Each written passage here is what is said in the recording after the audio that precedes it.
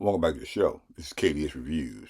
This is a review of the new Tron movie, Tron Ares, starring Jared Leto. Now, Jared Leto has been hammered about some of the movies that he made, but I actually feel like he carried his own.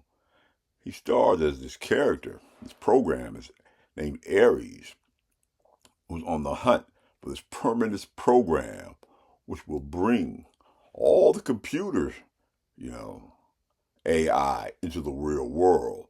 Now, all the other previous Tron movies, it was the other way around. The master control program would suck them into the computer world. So just about this whole movie takes place out in the real world where they reverse everything.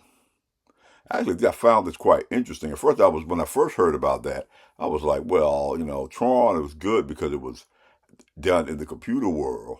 How is this going to go with the real world? But they actually did pretty good on that.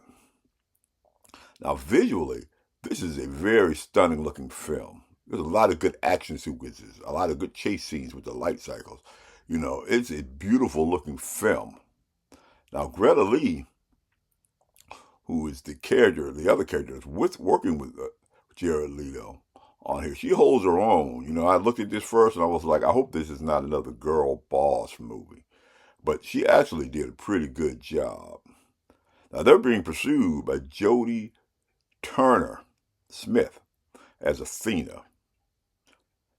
She did actually a pretty good job also, too. I was another one. I was like, well, I want to see how this is going to go with her doing that. But she holds her own and does a good acting job in this.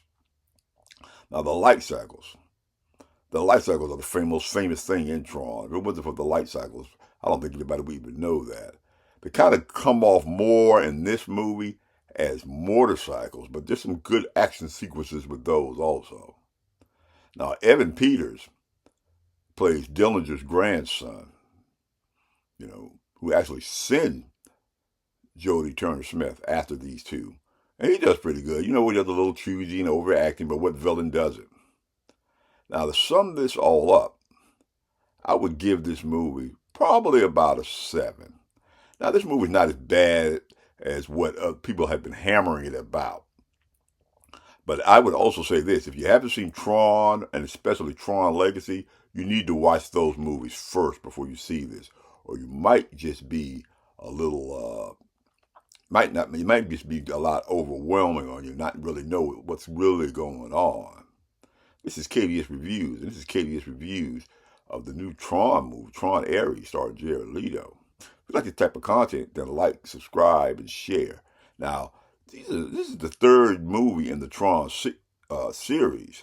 If you want to see more of what I think about sequels, then watch this video right here. This is KDS Reviews, and I will see you in the next video.